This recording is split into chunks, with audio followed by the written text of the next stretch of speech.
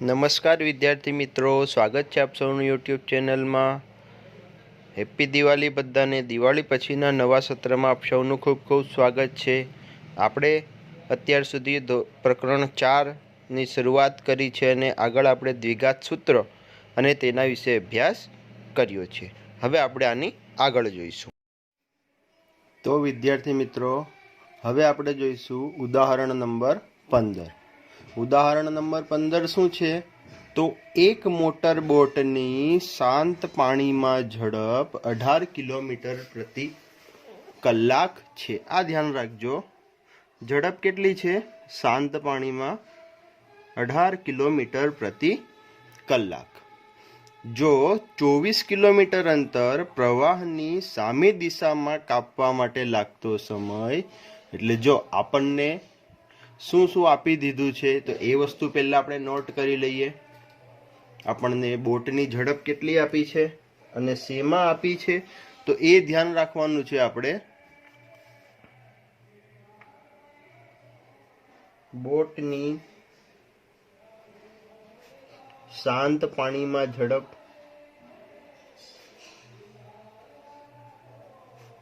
કેટલી આપી છે તો 18 કિલોમીટર પ્રતિ કલાક. ત્યારબાદ બીજું શું આપેલું છે? તો કુલ અંતર આપેલું છે. તો અંતર કેટલું છે? અંતર છે આપણી પાસે 24 કિલોમીટર. આ આપણે એક ધ્યાન રાખવાનું છે. શું છે આપણી પાસે? તો એક મોટર બોટની શાંત પાણીમાં ઝડપ 18 કિલોમીટર પ્રતિ કલાક છે. જો 24 કિલોમીટર પ્રવાહની સામી દિશામાં કાપવા માટે લાગતો સમય પ્રવાહની દિશામાં તેટલું જ અંતર કાપવા માટે લાગતા સમય કરતાં 1 કલાક વધુ હોય તો પ્રવાહની ઝડપ શોધો. હવે અહીંયા શું છે? તો બે અલગ અલગ રીતે મુસાફરી કરે છે. જે એકવાર છે પ્રવાહની સામી દિશામાં અને એકવાર છે પ્રવાહની દિશામાં. તો એ આપણે સમજવું જરૂરી છે. તો પહેલી વસ્તુ, પ્રવાહની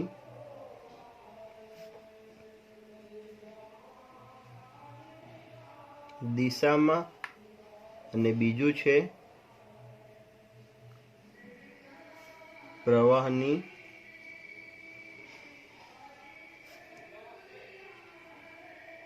દિશામાં. હવે આપણે શોધવાનું શું છે? તો પ્રવાહની ઝડપ શોધવાની છે. એટલે સૌ પ્રથમ તો આપણે ધારવું શું પડશે? તો અહીંયા સ્ટાર્ટિંગમાં તમારે ધારવું પડશે જે શોધવાનું છે તે. ધારો કે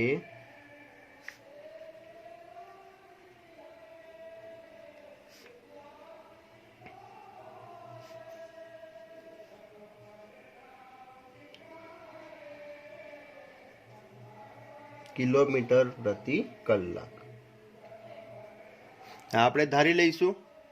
હવે આપણે શું કરવાનું છે? તો પ્રવાહની સામી દિશામાં ને પ્રવાહની વિરુદ્ધ નહીં આવે. અહીંયા આવશે પ્રવાહની દિશામાં. એક સામી દિશામાં એટલે વિરુદ્ધ થશે, એટલે પ્રવાહની સામી દિશામાં ને પ્રવાહની દિશામાં બે અલગ અલગ રીતે મુસાફરી કરે છે. હવે નોર્મલ વસ્તુ છે કે જ્યારે મોટર બોટ છે એ પ્રવાહની સામી દિશામાં મુસાફરી કરશે, એટલે કે પ્રવાહની વિરુદ્ધ દિશામાં, તો તે એને અવરોધ લગાડશે પ્રવાહની દિશા. તો તે વખતે તે બોટની ઝડપ કેટલી થઈ જશે? તો તે વખતે એ મોટર બોટની ઝડપ થઈ જશે 18 - x કિલોમીટર પ્રતિ કલાક. કારણ શું થશે? તો કારણ કે પ્રવાહની સામી દિશામાં જ્યારે તે ગતિ કરશે તો પ્રવાહ તેની ગતિને અવરોધશે, અને જ્યારે પ્રવાહની દિશામાં આવશે ત્યારે શું થઈ જશે? તો પ્રવાહની ઝડપ અને તેની ઝડપ સાથે થઈ જશે. હવે આપણે સૂત્રનો ઉપયોગ કરીશું. આપણી પાસે સૂત્ર છે ઝડપનું. ઝડપનું સૂત્ર શું છે? તો અંતર ભાગ્યા સમય. તો હવે પ્રવાહની સામી દિશા માટે સૂત્ર ઝડપ બરાબર અંતર ભાગ્યા સમય. તો ઝડપ કેટલી છે પ્રવાહની સામી દિશા માટે? તો 18 - x.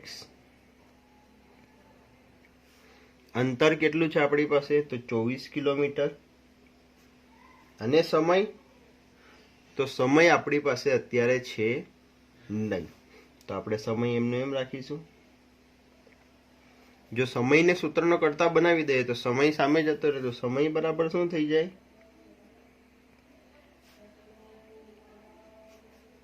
24/18 - x. આ થઈ ગયું સમીકરણ નંબર 1. હવે બીજી વસ્તુ, તો પ્રવાહની દિશા માટે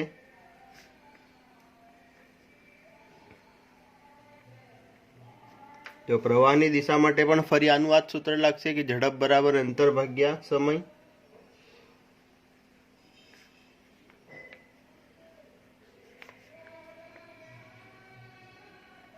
સમય સામે જતો રહેતો, અંતર તો 24 જ છે, અને ઝડપ અહીંયા છેદમાં આવશે, અને આના માટે ઝડપ કેટલી થશે? તો 18 + x. આ થઈ ગયો નંબર 2. હવે શું કરીશું? તો હવે આપણી પાસે જે છે એ જ વસ્તુ કરવાની છે કે આપણને જે ખબર છે. શું ખબર છે? તો અહીંયા છે, જો 24 કિલોમીટર અંતર પ્રવાહની સામી દિશામાં કાપવા માટે લાગતો સમય પ્રવાહની દિશામાં તેટલું જ અંતર કાપવા માટે લાગતા સમય કરતાં કેટલો છે? 1 કલાક જેટલો વધુ છે. એનો મતલબ કે આ જે સમય છે પ્રવાહની સામી દિશામાં, તે આના કરતાં કેટલો સમય વધુ છે? અહીંયા 1 કલાક જેટલો સમય વધુ લાગે છે. એનો મતલબ શું થયો? તો સમીકરણ 1 અને 2 પરથી 24/18 - x ઓછા 24/18 + x બરાબર 1 મળશે. કારણ કે આ બંને સમયનો તફાવત કેટલો મળે છે આપણને? તો એ તફાવત મળે છે 1 કલાક જેટલો વધુ છે તેવું આપણને અહીંયા કીધું છે. હવે અહીંયા ક્રોસ ગુણાકાર કરી દઈશું. 24 તો બંનેમાંથી સામાન્ય પહેલા નીકળી જશે, એટલે 24, કાં તો ક્રોસ ગુણાકાર કરી દો. 24/18 + x ઓછા, અને છેદમાં થઈ જશે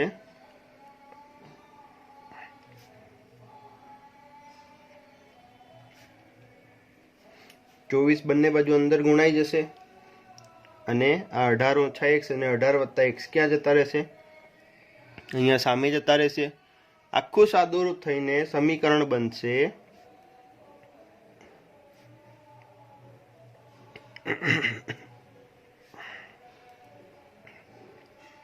આવું સમીકરણ બનશે.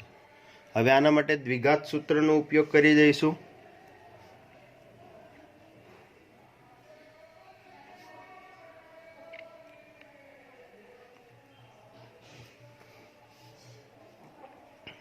x બરાબર અહીંયાથી -b એટલે 48 ± √b² - 4ac એટલે 48 નો વર્ગ -4ac એટલે 4 એટલે, અને a એટલે 1, અને c એટલે -324 ભાગ્યા 2a. 2a એટલે a ની કિંમત તો 1 જ છે, -48 એમના એમ રહેશે, વત્તા ઓછા આનું આખાનું સાદુરૂપ કરશો, માઇનસ માઇનસ પ્લસ થઈને અહીંયા આપણને મળશે 3600 ભાગ્યા 2. આ રીતે મળશે. અહીંયાથી તમે આને એકવાર વત્તામાં છૂટું કરશો, એકવાર ઓછામાં છૂટું કરશો, તો તમને 2 અલગ અલગ જવાબ મળશે. આના માટે એકવાર મળશે 6 અને બીજી વાર મળશે -54. 2 અલગ અલગ જવાબ મળશે. હવે આપણને ખબર છે કે -54 તો કોઈની ઝડપ હોઈ શકે નહીં એટલે આ તો જવાબ કેન્સલ થઈ જશે. તો આપણને ઝડપ કેટલી મળશે? 6 કિલોમીટર પ્રતિ કલાક. એટલે આ દાખલામાં વિદ્યાર્થી મિત્રો ખાસ તમારે ધ્યાન શું રાખવાનું છે? જો આ પોર્શન જે છે સાદું રૂપનું એ તો તમને સરળતાથી આવડી જશે. ખાસ તમારે ધ્યાન અહીંયા રાખવાનું છે કે જ્યારે પ્રવાહની સામી દિશામાં અને પ્રવાહની વિરુદ્ધ દિશામાં આવે ત્યારે તમારે ઝડપ કઈ રીતે લેવી તે. તો આ તો વિદ્યાર્થી મિત્રો ઉદાહરણ નંબર 15. હવે આપણે જોઈશું સ્વાધ્યાય 4.3 દાખલા નંબર 3. દાખલા નંબર 3 ની અંદર બે સમીકરણ આપ્યા છે અને તે બંને સમીકરણના આપણે બીજ મેળવવાના છે. તે બંને બીજ આપણે દ્વિઘાત સૂત્રની મદદથી મેળવીશું. સૌ પ્રથમ જોઈ લઈએ પહેલો દાખલો શું છે, તો x ઓછા 1/x બરાબર 3. આનું વિદ્યાર્થી મિત્રો સૌ પ્રથમ આપણે સાદુરૂપ કરવું ઇમ્પોર્ટન્ટ છે અને સરળ સ્વરૂપમાં લાવવું પડે. અને જો સરળ સ્વરૂપમાં લાવવું હોય તો આ x નો લસાઅ કરવો પડે. અને લસાઅ કઈ રીતે થશે? તો આ x અહીંયા ગુણાઈ જશે એટલે અહીંયા શું થઈ જશે? x² ઓછા 1/x બરાબર 3. આ રીતે થઈ જશે. ત્યારબાદ આ x સામે જતો રહેશે તો શું થઈ જશે? x² ઓછા 1 બરાબર 3x. ત્યારબાદ આ 3x આ બાજુ આવી જશે એટલે અહીંયા આપણને ફાઇનલ સમીકરણ મળી જશે આપણું કે x² ઓછા 3x ઓછા 1 બરાબર 0. આ આપણું દ્વિઘાત સમીકરણ થઈ ગયું. હવે આની માટે આપણે દ્વિઘાત સૂત્રનો ઉપયોગ કરી લઈશું. તો સમીકરણના બીજ માટે સૂત્ર આપણને ખબર છે. સૂત્ર શું છે? તો -b ± √b² - 4ac ના છેદમાં 2a. આ સૂત્ર છે. અહીંયાથી આપણને a, b અને c ત્રણે ત્રણ વસ્તુ મળી જશે સરખામણી કરીને. ત્યારબાદ તમે આનું બીજ જે છે તે સરળતાથી મેળવી શકશો. અને એના બીજ શું મળશે? તો બે અલગ અલગ બીજ મળશે. પહેલું બીજ મળશે 3 વત્તા વર્ગમૂળમાં 13/2 અને બીજું બીજ મળશે 3 ઓછા વર્ગમૂળમાં 13/2. અહીંયા માત્ર તમારે કિંમત મૂકવાની છે. કિંમત મૂકીને પ્લસ માઇનસ અલગ અલગ કરશો એટલે આ બીજ તમને મળશે. હવે જોઈ લઈએ બીજો દાખલો. બીજો દાખલો શું છે? તો બીજો દાખલો પણ એના જેવો જ છે. બીજ મેળવવાના છે, માત્ર સાદુરૂપમાં આપણે ધ્યાન રાખવાનું છે. તો સાદુરૂપ કઈ રીતે કરશું અહીંયા આપણે? તો સાદુરૂપ માટે ક્રોસ ગુણાકાર કરવો પડશે. આનો અહીંયા એ રીતે. તો x - 7 ને આ 1 જોડે ગુણશું તો x - 7 જ રહેશે. માઇનસ અહીંયા આવી જશે આ x + 4 અને આ બંનેનો છેદમાં ગુણાકાર થઈ જશે.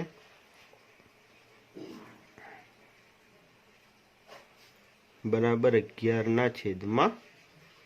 આ રીતે થશે. ત્યારબાદ આ માઇનસ અંદર ગુણાઈ જશે અને આ બંનેનો અંદર એકબીજા જોડે ગુણાકાર થશે. તો આ માઇનસ અંદર જશે તો શું થશે? x ઓછા 7 ઓછા x ઓછા 4. આનો અંદર ગુણાકાર કરીશું તો x નો પહેલા x જોડે એટલે x². ત્યારબાદ x નો 7 જોડે એટલે ઓછા 7x. ત્યારબાદ વત્તા 4x અને ઓછા 7 ચોક 28 બરાબર 11/30. આ રીતે થઈ જશે. હવે અહીંયાથી +x - x તો કટ થઈ જશે. -7 અને -4 એટલે -11. અહીંયા છેદમાં થશે x² ઓછા 7x અને વત્તા 4x એટલે કેટલા? ઓછા 3x મળશે. ઓછા 28 બરાબર 11/30. હવે બંને બાજુથી 11 તો કટ, પણ અહીંયા એક -1 વધશે એટલે બંનેનો અહીંયા એકબીજા જોડે સામે ગુણાકાર થઈ જશે.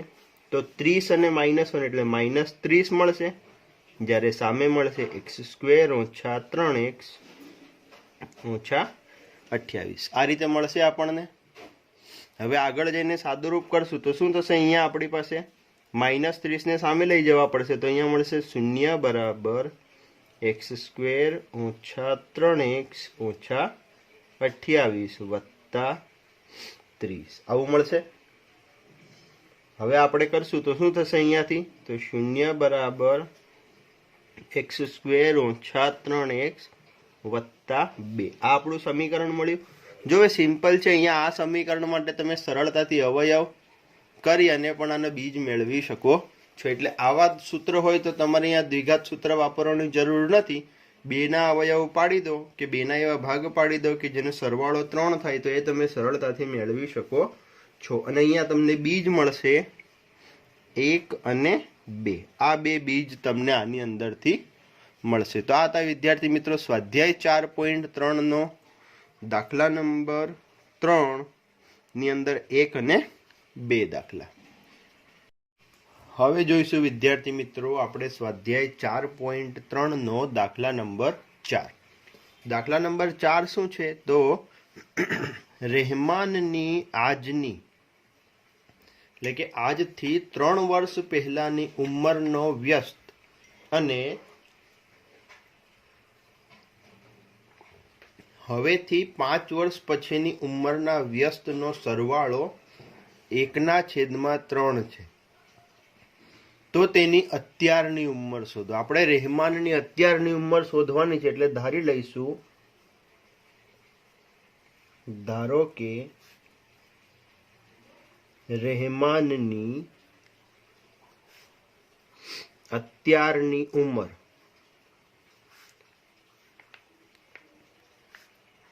x વર્ષ હોય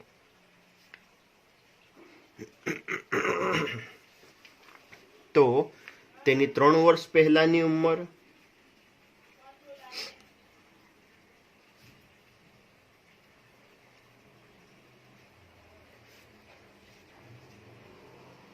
કેટલી થઈ જશે, તો x ઓછા 3 અને હવેથી 5 વર્ષ પછીની ઉંમર એટલે કે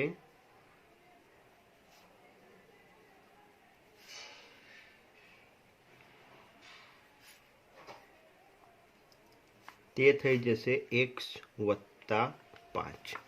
ત્યારબાદ શરત શું આપી છે, તો આ બંને ઉંમરના વ્યસ્તનો સરવાળો 1/3 થાય છે। તો બંનેનો વ્યસ્ત કરવાનો એટલે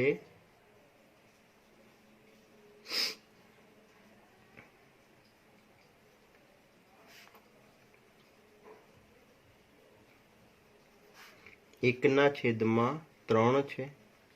તો બંનેનો વ્યસ્ત એટલે 1/x ઓછા 3 વત્તા 1/x વત્તા 5 બરાબર 1/3 આ રીતે આપેલું છે।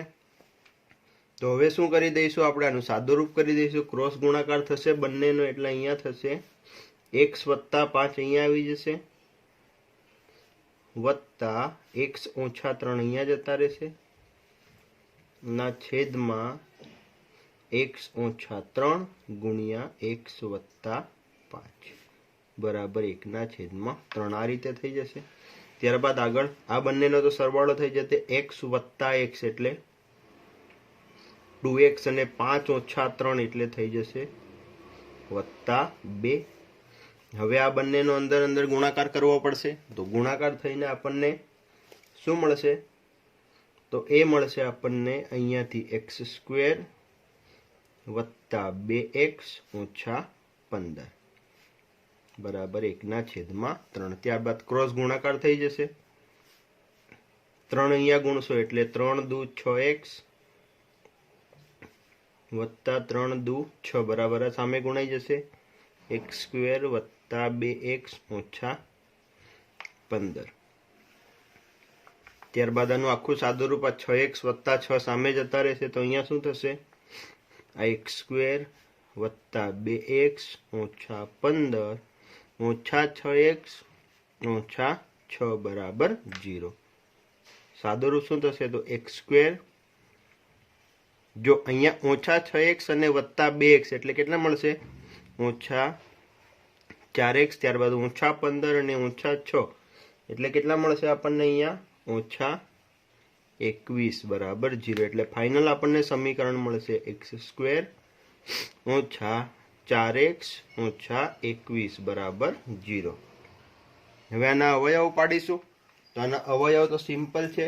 અવયવ શું થશે? 21નો એવો ભાગ કે જેની બાદ બાકી -4, તો શું આવશે? 7 તરી 21 અને એના અવયવ પાડશો એટલે એના અવયવ શું મળશે આપણને? તો અવયવ મળશે આના x - 7 અને x + 3 બરાબર 0. તો અહીંયાથી x ની બે અલગ અલગ કિંમતો મળશે. એકવાર મળશે 7 અને એકવાર મળશે -3. હવે -3 તો કોઈની ઉંમર હોઈ શકે નહીં, એટલે આપણી ઉંમર કેટલી થઈ ગઈ રહેમાનની? 7 વર્ષની હાલની ઉંમર થઈ ગઈ. આમાં ધ્યાન તમારે ખાસ ક્યાં રાખવાનું છે? તો ધ્યાન તમારે ઉંમરની અંદર રાખવાનું છે અને એના વ્યસ્તનો સરવાળો છે એક ધ્યાન રાખવાનું છે. હવે જોઈશું દાખલા નંબર 5. દાખલા નંબર 5 શું છે? તો એક વર્ગ કસોટીમાં શેફાલીના ગણિત અને અંગ્રેજીના ગુણનો સરવાળો 30 છે.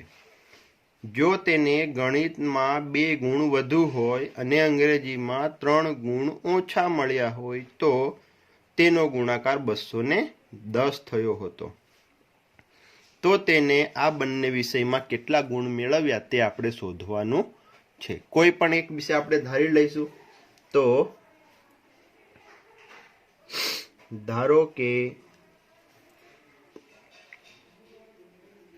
શેફાલીને ગણિતમાં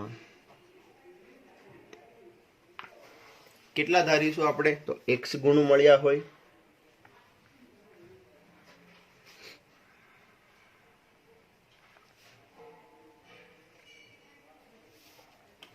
તો અંગ્રેજીમાં કેટલા થાય? તો આપણને ખબર છે બંનેનો સરવાળો 30 છે. તો 30 માંથી હું x બાદ કરી દઉં તો અંગ્રેજીના ગુણ ખબર પડી જાય આપણને કે કેટલા મળશે. એટલે તેના ગણિતમાં કેટલા ગુણ થયા? x ગુણ અને અંગ્રેજીમાં 30 - x. હવે શું કીધું છે? તો તે બંનેનો સરવાળો 30 આપ્યો છે. ત્યારબાદ જો ગણિતમાં તેને 2 ગુણ વધુ હોય, ગણિતમાં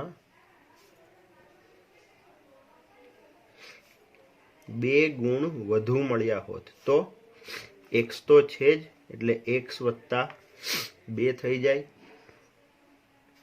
અને અંગ્રેજીમાં 3 ગુણ ઓછા મળ્યા હોય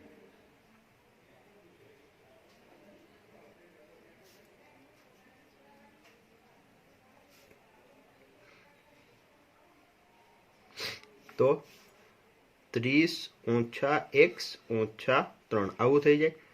તો 30 માંથી 3 બાદ કરો એટલે મળશે 27. તો શું થઈ જશે?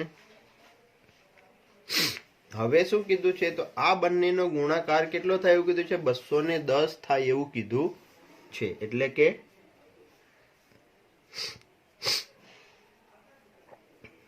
x + 2 ગુણ્યા 27 - x બરાબર 210. આવું આપણને કીધું છે. હવે આનું સાદુરૂપ કરીને સમીકરણ મેળવી લઈશું. તો સમીકરણ આપણને આના ઉપરથી ફાઇનલ મળશે x² - 25x - 156 બરાબર 0. તો આપણે હવે 156 ના એવા ભાગ પાડવાના છે કે જેની બાદ બાકી કેટલી મળશે આપણને? 25 મળે.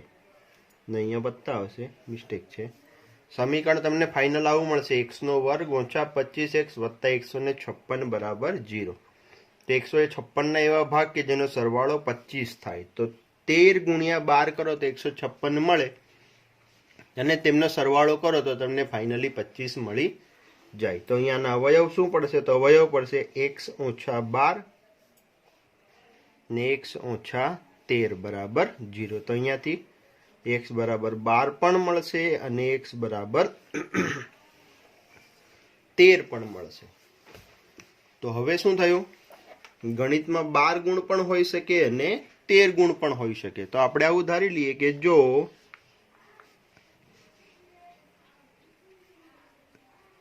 ગણિતમાં તેને 12 હોય તો અંગ્રેજીમાં 30 ઓછા 12 એટલે કેટલા થઈ જાય? તો 18 થઈ જાય. અને જો ગણિતમાં તેને 13 મળ્યા હોય તો અંગ્રેજીમાં 30 ઓછા 13 એટલે ત્યારે થઈ જાય તેના 17 ગુણ. એટલે અહીંયાથી બે કેસ મળ્યા, બે અલગ અલગ જવાબ મળ્યા. એક વાર 12 અને 18 અને બીજી વાર 17 અને 13. તો આની અંદર ખાસ ધ્યાન ક્યાં રાખવાનું છે? આપણે ગુણ ધારવામાં ખાસ ધ્યાન રાખવાનું છે કે શેફાલીને જો ગણિતમાં x ગુણ મળ્યા હોય તો અંગ્રેજીમાં 30 ઓછા x આપણે લેવા પડે. કારણ કે બંનેનો સરવાળો આપણને 30 અહીંયા આપેલો છે. હવે જોઈશું વિદ્યાર્થી મિત્રો આપણે દાખલા નંબર 6. દાખલા નંબર 6 શું છે? તો એક લંબચોરસ ખેતરના વિકર્ણનું માપ તેની નાની બાજુના માપથી 60 મીટર વધુ છે. ત્યારબાદ જો તેની મોટી બાજુ એ નાની બાજુ કરતાં 30 મીટર વધુ હોય તો ખેતરની બાજુઓના માપ આપણે શોધવાના છે. તો સૌ પ્રથમ તો એક લંબચોરસ દોરી દઈએ તો આપણને આઈડિયા આવી જાય કે કઈ રીતનું આની અંદર હશે. એક લંબચોરસ ખેતર છે, આ તેનું એક વિકર્ણ છે. જો બંને માટે નાની બાજુનું કમ્પેરિઝન આપ્યું છે એટલે આપણે શું કરીશું? તો અહીંયા નાની બાજુ માટે ધારી લઈશું. ધારો કે તેની નાની બાજુનું માપ x હોય એટલે આ બંને સામસામેની બાજુ તો નાની હશે, આ સરખી હશે. એટલે ધારેલ શું લઈશું? તો ધારો કે નાની બાજુ x મીટર, ત્યારબાદ વિકર્ણ. તો વિકર્ણ સાથે શું સંબંધ આપ્યો છે? તો વિકર્ણ સાથે સંબંધ આપ્યો છે કે વિકર્ણનું માપ તેની નાની બાજુના માપથી 60 મીટર વધુ છે. એટલે x કરતા 60 જેટલું વધુ હશે એટલે x વત્તા 60 મીટર થઈ જશે. એટલે આ વિકર્ણ શું થશે? તો 60 વત્તા x અથવા તો x વત્તા 60 જે લખો તે. ત્યારબાદ તેની મોટી બાજુનું માપ. મોટી બાજુનું માપ એવું કીધું છે કે નાની બાજુ કરતા 30 મીટર વધુ છે. તો x વત્તા 30 મીટર એટલે અહીંયા થઈ જશે x વત્તા 30. હવે આપણને ખબર છે કે અહીંયા તો એક કાટકોણ ત્રિકોણ બની ગયો, આ a b અને c. તો ત્રિકોણ abc કેવો થઈ ગયો છે? અહીંયા કાટકોણ છે. તો પાયથાગોરસનો પ્રમેય આપણે ઉપયોગ કરી શકીએ કે કર્ણનો વર્ગ એટલે કે AC નો વર્ગ બરાબર AB નો વર્ગ વત્તા BC નો વર્ગ. તો AC નો વર્ગ એટલે AC નું તો કેટલું માપ છે? તો 60 વત્તા x. AB નો વર્ગ એટલે કે x નો વર્ગ અને BC નો વર્ગ એટલે કે x વત્તા 30 નો વર્ગ. હવે આનું વિસ્તરણ કરી દઈશું તો આનું વિસ્તરણ શું મળશે આપણને? પ્રથમ પદનો વર્ગ એટલે 60 નો વર્ગ તો કેટલો થઈ જશે? 3600 વત્તા 2 ગુણ્યા પહેલું પદ ગુણ્યા બીજું પદ એટલે 120x વત્તા x સ્ક્વેર બરાબર x સ્ક્વેર તો છે જ, વત્તા આનું વિસ્તરણ કરશો તો x સ્ક્વેર વત્તા 60 વત્તા 900 આવું થઈ જશે. હવે બંને બાજુથી એક x સ્ક્વેર તો ઉડી જશે, આ બંને પદ સામે જતા રહેશે. તો શું વધશે અહીંયાથી? તો આ પહેલા લખી નાખીએ આપણે કે x સ્ક્વેર વત્તા 60x વત્તા 900 ઓછા 3600 ઓછા 120x બરાબર 0. આખું સાદુરૂપ થઈ અને ફાઇનલ સમીકરણ આપણને શું મળશે? તો આવું મળશે x સ્ક્વેર જો વત્તા 60 ઓછા 120 તો કેટલા મળશે? ઓછા 60x, ત્યારબાદ ઓછા 3600 ને વત્તા 900 એટલે ઓછા 2700 બરાબર 0. તો 2700 ના એવા ભાગ પાડવાના છે કે જેની બાદ બાકી -60 થાય. તો કેટલા થશે?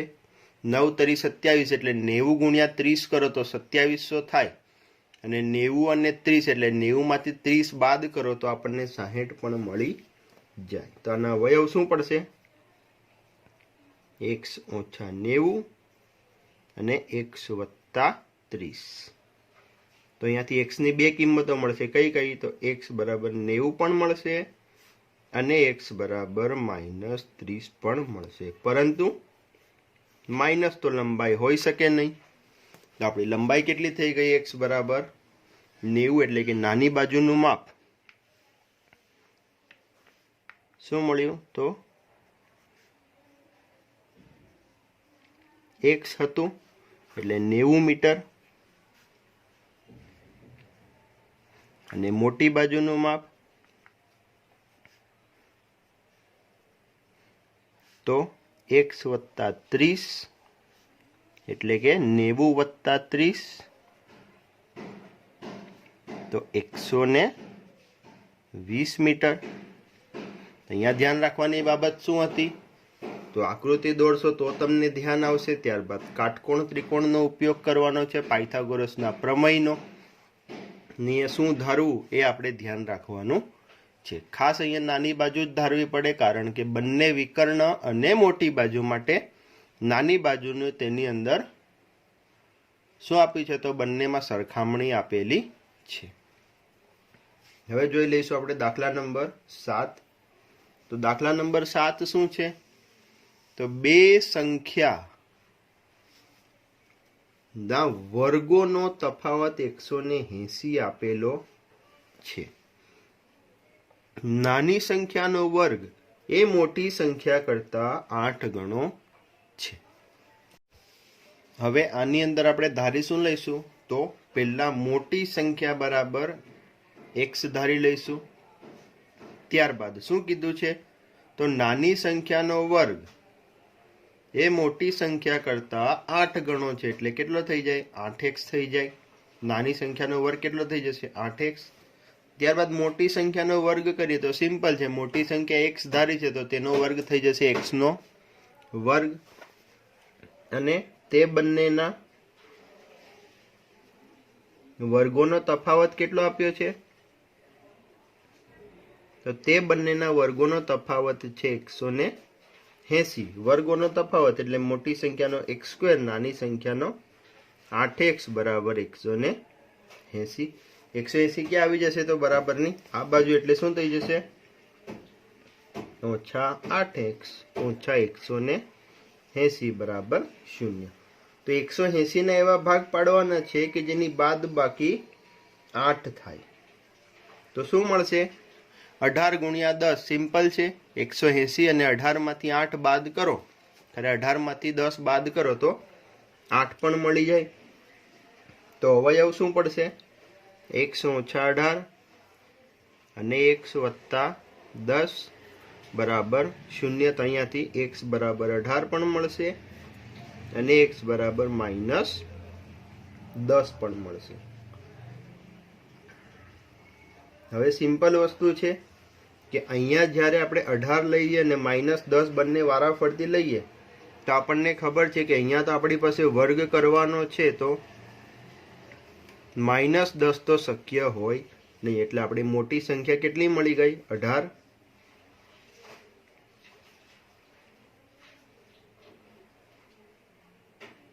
અને નાની સંખ્યા, તો જો ધ્યાન રાખો, નાની સંખ્યાનો વર્ગ 8x છે, તો નાની સંખ્યા શું થાય?